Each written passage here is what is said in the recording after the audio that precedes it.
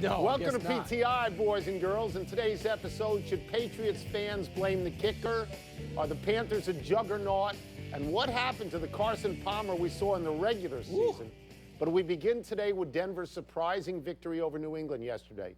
Neither you nor I had this one, Wilbon, though I did say if Peyton Manning could get a couple of early touchdowns, that might hold up. Mostly, though, it was Denver's defense swarming Tom Brady, hitting him more times than any team had hit any quarterback all year. So who should be getting more attention today, the Denver defense or Peyton Manning? That's a good question, Tone. Today, the Denver defense. Look, there's plenty of time to praise Peyton Manning. And when you have 2 weeks before a Super Bowl, there's that time and there's that opportunity. And we'll be able to review Peyton Manning's life and every single pass he's thrown on every channel in America between now and the 7th of February. But today, if you want to praise and, sort of attribute a victory to somebody, it goes to the Denver defense. They hit Tom Brady 23 times, more than he's been hit in the playoff game in 15 years. Yeah, they sacked him 4 times, gave him no time. That's right. The Denver defense. The Denver defense won the game. The Denver defense should get all the credit you want to give out, but in the words of Mrs. Willie Loman, attention must be paid. Peyton Manning, just a few weeks ago, Mike, short weeks ago, we buried this guy. Everybody buried this guy. Really smart football people like Ron Jaworski came on this show and said it's possible Peyton Manning will never play another down for Denver. And we all saw the way he couldn't deliver the pass the way he used to. We all saw it wobble. We all saw it flutter. And yet in 2 playoff games, he's had no interceptions. He made one mistake yesterday, that backwards pass. But other than that, he did a really good job. So he was great. To me, I have this fear that this is the last time he's ever going to look this good.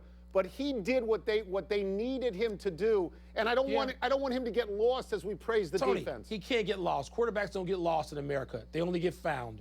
There's plenty of time to praise Peyton Manning, and I love that. This is a great story. Yeah. I mean, it sort of brings back to us the John Elway finale and his couple of years in Denver. It's all great, Tony. But you know where Peyton Manning is going if that defense didn't hit Tom Brady those 23 times? If they only hit him 19 times, Tony, Peyton Manning's at the crib next week. That's right. Through no fault of his own. No, that's right. This is about the But Denver now defense. he's going to his 4th Super Bowl, and only 2 people, I believe, only John Elway and Tom Brady have gone to more. Tom Brady. It's a big deal. It's a big deal. On the other side of that stadium, the Patriots were absolutely crestfallen. No single person as much as kicker Stephen Gostkowski. He repeatedly heaped blame on himself and that missed point-after attempt late in the first quarter for costing the Patriots yet another trip to the Super Bowl. Tony, I'm not buying a word of what he said. Are you? Yeah, it's not that simple that it's all about the kicker, but Gostkowski can't get a pass on this. This happened so early in the game, and it was so unusual that it informed the rest of the game. Everybody knew that the Patriots were going to have to go for 2 at some point, and those 2s are hard to come by. Gostkowski had made, I think, 524, 525 in a row. The irony here is that over the last 20 years with Vinatieri and Gostkowski, Mike, that's been the best kicking in the National Football League. That's the Patriots. right. It's been the best. It has. Tony, you said at some point the Patriots are going to have to go for 2. No, they weren't, because they could have gone for 3, an easy 3, because that same guy is going to make that kick. And if Bill Belichick, if he goes for the field goal with 6.5 minutes left, the Patriots are going to win the game. As great as the Denver defense was, as terrific as Manning was, the Patriots are going to win the game. Now, I know this is Belichick's thing. This is one of his several signatures is to go for it on 4th down no matter what, boldly and aggressively and arrogantly. But the fact is, Tony, if they kick the field goal there, I'm going to presume he's going to make it, okay? The Patriots win the game because they got so much time. Then a touchdown wins. You don't have to go for 2. I understand that, but I didn't even argue with him going on 4th down. And I don't know that you can automatically say what you said because it changes the way you look at a game and it changes the way you play a little bit. A couple of things have to be said here about Tom Brady, first of all. He made the drive. He and Gronkowski. Gronkowski gets hit and pulled and thrown down on every play. There's a set of rules for every other receiver, and there's a set of rules for Gronkowski, and he never gets a flag. They got the touchdown. They did what they were supposed to do, and they still didn't win the game, and that's because, Mike, Gostkowski's kick was errant, and so you can't just throw it out. It's because Bill Belichick decided to go for it on 4th down and failed. I don't believe that. I don't agree with I you. don't. And, by the way, crying for the biggest, strongest tight end in the history of the Who world, gets hit by three mauls people. Yeah. Why don't you just go to the sun, got my eyes, and the dog ate my homework? He gets hit by 3 people all the time. Good. The other thing that has to be said, and I don't know what this means, but Tom Brady, over the course of his entire career, is now 2-7 in Denver. That's not a small sample. Tough place to play. They got good teams. They got good teams. The second game yesterday was garbage. Carolina led Arizona 17-0 at the end of the first quarter and 49-15 at the end of the game. I had no trouble turning away from the television and going to dinner. Cam Newton was terrific. Carson Palmer, not so much.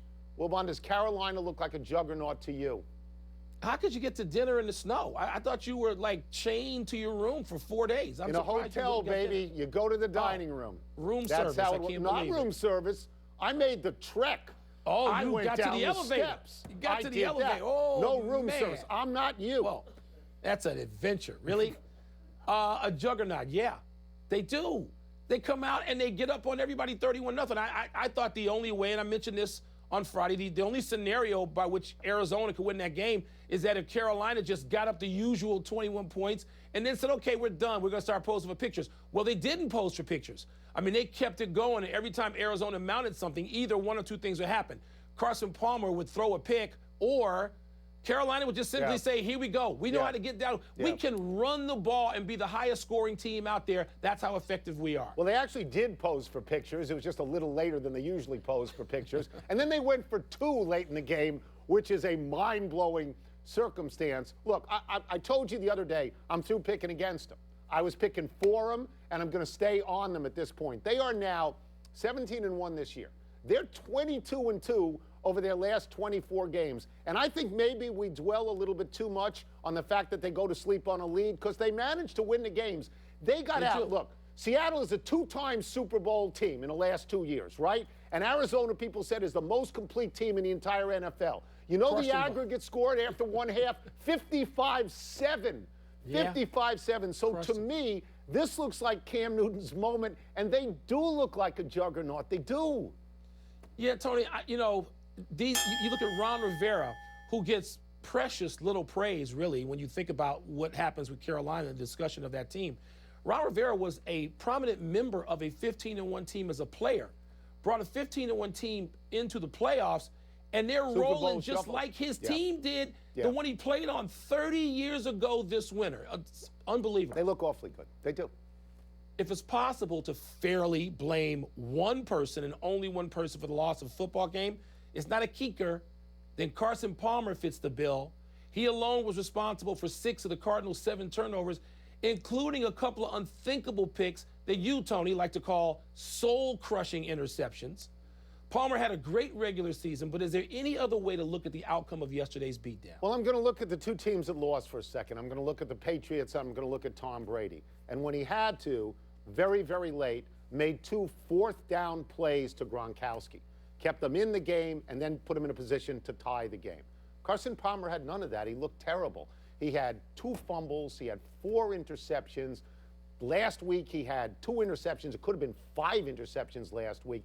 This is not a young guy. He's 36. He's been around. He won the Heisman Trophy. He's been on a big stage before. And, Mike, you looked at you assured me he'd be better this week than he was last week. And he was worse. He was worse. He went the other way. Tony, you know some of those overhead camera shots now you get during a game, they give you on Sunday in real time what the coaches watch in film study, what Jaws sees in the vault later in the week. You get some of that. And so on the interception before halftime, Larry Fitzgerald is standing in front of Carson Palmer about 10, 12 yards down the field. Carson Palmer didn't want that pass, apparently. He wanted to go into double coverage for an interception, which could have given the Cardinals some momentum, not to mention another touchdown. And, Tony, he did that time after time. And you wonder, there was a crisis of something, crisis of confidence. Right. What is it? Because Carson Palmer has been around for a long time, played his college football in Los Angeles. The big stage shouldn't scare him off, but it seemed to. I mean, I hope, look, I don't know that he'll get this chance again. I hope he does. He's going to come back. He's going to be the starter on a very good team. Maybe he gets back to this. But this had the echoes of what we see in Cincinnati in the playoffs, that you just go, what? How could this be time after time after time? Well, what was he a part of? why I Cincinnati in the mentioned it. playoffs. All right, Wilbon. Carolina has been established as a 4-point favorite in the Super Bowl. I know you don't care about the points, but I suspect you agree that Carolina should be favored. So what are your early thoughts about this game? Tony, that I like a bit of the throwback football with defense. These are the number 1 and 2 defenses in pro football, and this goes back to an era of football I actually loved. I don't always love every Sunday now seeing people throw 50 passes. That's not what I care about. It's not what appeals to me. Seattle won with defense a couple of years ago. That's how they won. They had a great defense, Yeah, but I'm talking about now the kind of suffocating, smothering, hit you in the mouth defense that harkens back another time to when Ron Rivera was a player. And so Denver has that kind of defense. Carolina has that kind of defense.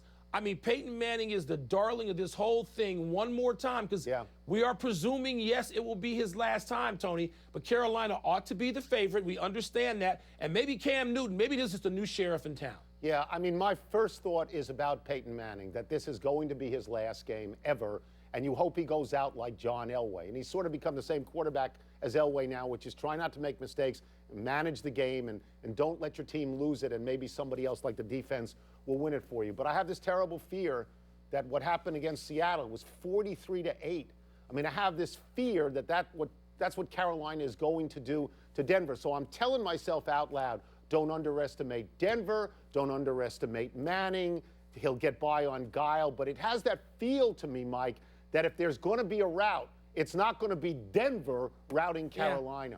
Now, I don't see Denver routing Carolina, Tony, and we've seen some Super Bowl routes. Not as much recently, where one team gets on top and they just roll.